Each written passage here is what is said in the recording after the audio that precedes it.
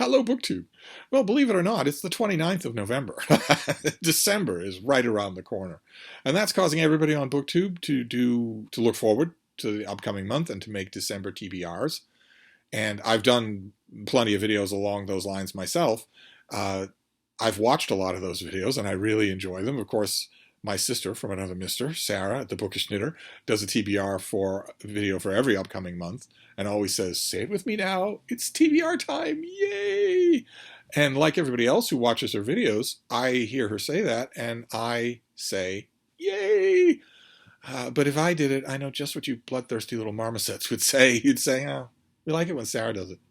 You don't really like it when you do it. Just get on to the books." And that's what I want to show you. I want to show you some books that are December releases that I have not got to yet. I have doubled up on the amount of reading that I'm doing of advanced copies and new releases for the rest of 2022 because it's almost over. In 3 weeks, I will not be covering my bailiwick of new releases in the American book market. In 3 weeks, I will not be caring. I will be drifting away. So I have only that time to cover the rest of 2022. Now, I could still get 2022 books in 2023, and if I'm around and if I'm reading and if I care about such things, I'll certainly read them. But the game, the sort of bailiwick, the shape of my reading, right? We all give our reading a certain shape. I don't think there's any such thing as a truly eclectic reader. We all have a shape to our reading, and mine is new releases in the American book market. In 3 weeks or so, 3 weeks and change, I will break away from that bailiwick. And so I've only got that time to finish the books that are coming out this year that interest me. Of course, I can't get to them all. But I have some that I want to show you that are December releases that I haven't got to yet, for one reason or another. These aren't the only books along these lines that I might read in the upcoming 3 weeks, not at all. Of course, I get books in the mail, right? And some of those are December releases, and some of them are December releases that I haven't got to. There are also offers all the time from publishers, ebooks, that sort of thing, and a new release that might come to my attention, even the occasional new release in the UK book market. There's stuff like that, but I want to show you a few books that I mean to get to before the year is over. And we'll start with, they might be of interest to you, too, right? We'll start with a work of history. This is by Carolyn Boggs-Rolfe, and it's a history called The Adriatic. One of these sweeping area histories where she looks at, I presume, the role that the Adriatic has played in history over many, many centuries. Sometimes these things can be very phoned in. I've found that can be true. They can be very phoned in, where the author thinks that the fact that the skeleton, the organizing infrastructure of the book is so sound that really I don't need to do much other than just show up and report. What century are we doing today? If it's Tuesday, it must be the Renaissance, that sort of thing. Some authors don't do that. There was, for instance, was it earlier this year or was it last year? We saw it on this channel. There was a history of the Amur River that was fantastic. I secretly thought, I went into it thinking, okay, so you're just going to relax. You're just going to take a cruise on the Amur River. You're not going to do anything in this book. And the author very much didn't take anything for granted, wasn't a lazy book at all. I'm hoping that this one isn't lazy either. Certainly there are huge amounts of stories to be told with this framework. And what else have I got here? Oh, yes, well, this next one I haven't read, but I don't know that I will, and if I don't, it won't be my fault. This is a hardcover comic book reprint omnibus. And any of you who follow those things, there are a couple of you who do. I'm sure Michael K. Vaughan could tell you a story or two along these lines.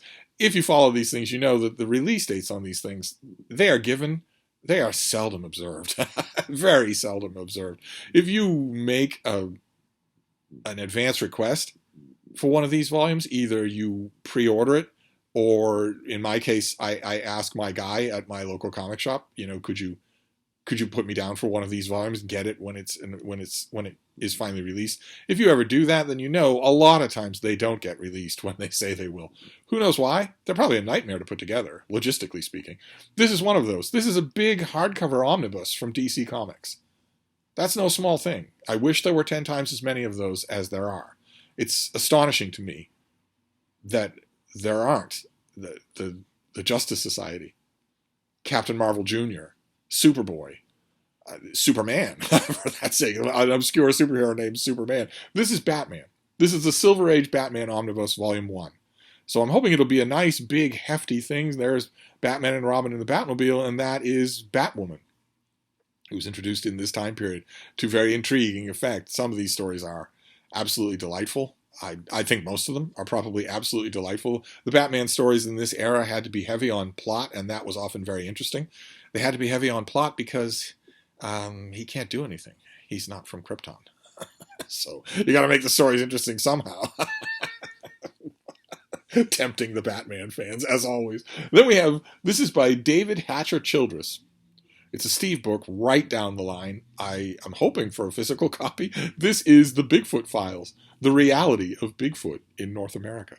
That's the cover. The cover is a little bit weird. It's a little bit manipulative, of course. One of the Bigfoots on the cover is menacing the hiker. But even weirder than that, for you one or two Bigfoot aficionados out there. Of course, those of you who are new to my channel, I am a huge Bigfoot aficionado, just gigantic. I love the subject. I try never to miss anything on it, especially the serious stuff. If you're writing a Bigfoot book in which you're claiming that not only do they exist, for which I would argue there is no indisputable hard forensic evidence, I don't think it's completely. I do not casually dismiss 10,000 anecdotal eyewitness accounts. I don't dismiss that. That has to be something. In my opinion, that has to be something. They don't all know each other. They're not all in on it. They're not all steeped in this. They're not all looking for their 15 minutes of fame, especially since getting your 15 minutes of fame by saying, yeah, I think I saw something and I don't think it was a bear, is just as likely to get you fired from your job as it is to get you internet famous for 10 minutes. I don't think those anecdotal evidences can be dismissed. But if you're writing a book about an object that has never been reliably filmed, never had reliable genetic testing, you don't want to elaborate any more than you have to. Bigfoots don't menace like that, and they especially don't carry machetes or whatever that is in the background there. There are almost no accounts of them carrying tools or weapons of any kind. They're 10 feet tall. They don't need a weapon against a human. But I don't know what this is. I don't know what this book is. It is a collection of those anecdotal stories, those sightings, or is it maybe a hodgepodge of a lot of things? I'm up for it either way. To me, despite the cover, it gives off the air of being serious, being a serious essay on this subject. If it is, I will take it, even if it ends up disappointing me. And it's a December release. Then we have Bob Blaisdell. This is something I can't believe I haven't gotten to already. I really need to fix that. This is Chekhov Becomes Chekhov. There is the great Russian writer Chekhov as a young super hottie, and this is the story of his literary awakening. We think Chekhovian is an adjective, a literary adjective. We think we know Chekhov, but there was a long period in his writing life where he wasn't Chekhov, where he was trying to become Chekhov and wasn't really sure who that would be. This will, I hope, get down into the nitty-gritty of submitting stories, of lazy or dilatory editors, of artistic crises. We don't associate those with Chekhov at all. His later short stories are crystalline works of perfection. We don't associate becoming Chekhov with Chekhov at all. I love this kind of thing if it's done well. I love this kind of thing, so I'm very much looking forward to it. Then we have a writer biography. I've often complained on this channel that writer biographies are usually not very interesting because writers usually aren't very interesting. They write all day long on their fainting couch. They don't do anything. This is an obvious exception to that because this is a travel writer, and travel writers travel. So they can be interesting. This is a book by Paul Clements. It's a life of Jan Morris, the travel writer whose travel writings are absolutely incredible. And there's a vast amount of them. And there's a lot of traveling, a lot of travel stories that go into that. I don't know how much this book will deal with the part of Jan Morris's life when Jan Morris was James Morris, and wrote, among other things, a 3-volume history of the Victorian era of English history that's fantastic. The Pax Britannica trilogy is incredibly good. That in itself would be a fascinating story, of course. I will definitely, this I don't think will fall under the heading that I usually have, the worry that I usually have of writing writers' lives that are boring. Uh, this next one is Benjamin Hudson. This is Macbeth before Shakespeare, a study of the myths and legends of the king Macbeth that started while he was still alive and went on in all kinds of forms. There are all kinds of documentary evidence that exist before Shakespeare made him what I believe this author refers to Macbeth as the most famous king in history. I don't know about that, but it comes close. Certainly it comes close. And any of you who have read Dorothy Dunnett's great book, King Hereafter, will be familiar with a lot of the non-Shakespeare stuff about Macbeth. I'm familiar with a lot of that too. I got my introduction to it with A.C. Bradley, and even the old Signet Classic edition, the Signet paperbacks of the collected works of Shakespeare.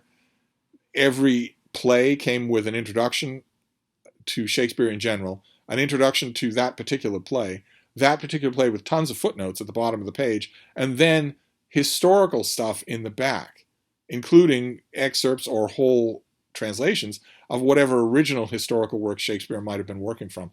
I got a lot from that as well, from that little paperback, which I read until it fell apart. Always up for more.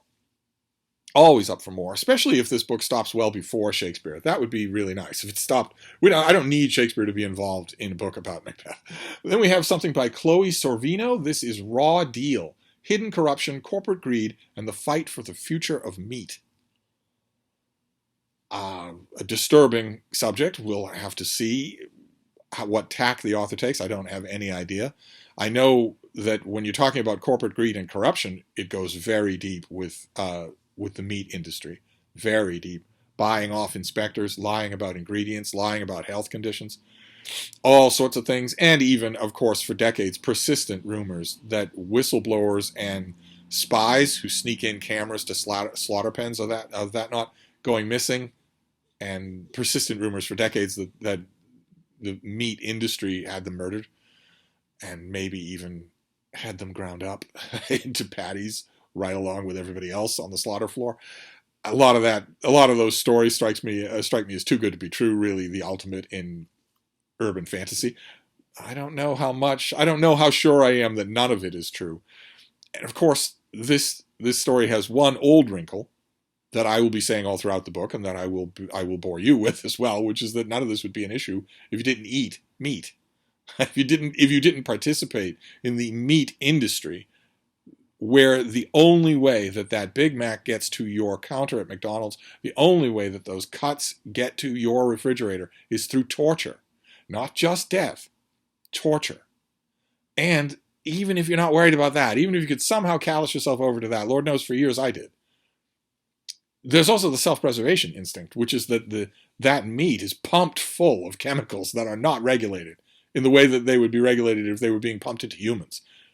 That meat is loaded to the gills with steroids and antibiotics and all kinds of other things. That goes straight into you. The cooking process doesn't get rid of all of that. So those would be my two initial responses, but there's a newer response that some of you may have seen. It's making the news a little bit more with every news cycle it makes the news, which is not only has the ability to grow artificial meat in labs been perfected, but it's also been perfected on a mass scale, without any of the cost of buying and housing these animals, without any of the ethical cost of public outcry at the barbaric conditions in which they're raised. This is meat that was never alive.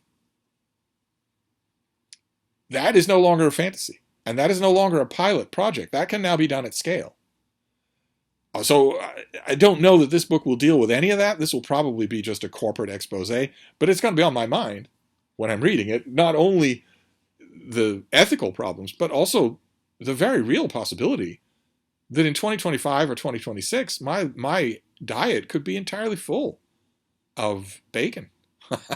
Without any worries at all, except, of course, there will be worries. If it's artificially created meat, then you've got every bit as much, maybe even more of an opportunity for that matter, whatever you call it, meat or whatever we're going to call it, to be unhealthy in and of itself, to have massive amounts of chemical additions that will not have long-term testing done on them by any kind of watch agency. We shall see. We shall see. We'll see what kind of ground the book covers. And then we'll finish up with this last one. This is by Michael Viney, or Vinny. And it is A Year's Turning. That stylish cover for the US release. This, I think, was out in the UK a year ago.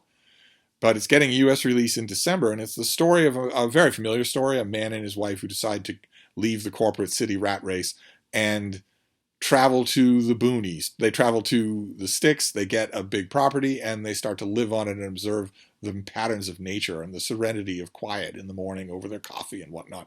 They do this on the west coast of Ireland, which has some dodgy inhabitants, and always has.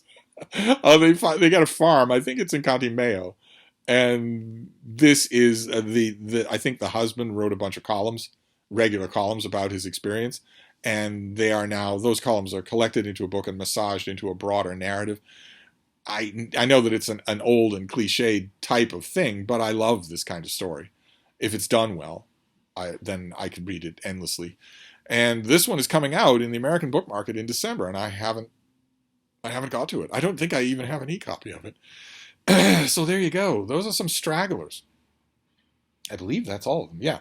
Those are some stragglers for December reading. That is a kind of shamefaced perp walk December TBR. And there are others. There are other books too. I haven't even delved into the genre stuff. There are probably a dozen romance novels that are December releases that I haven't read yet, that I have to read. Probably a couple of science fiction and fantasy novels. Mysteries? Oh my, probably a dozen murder mysteries for December that I haven't read yet. These are some that I thought would be of a little more general interest, plus Batman. But who's not interested in Batman? I ask you. But anyway, that's my one partial December 2022 TBR. So let me know if any of these things are of any interest to you. I could easily make another one. Maybe I will. Maybe I'll make another one later on, the early week of December. But anyway, that wraps it up for me. I will end this video here, and I will see you soon. Thank you, BookTube.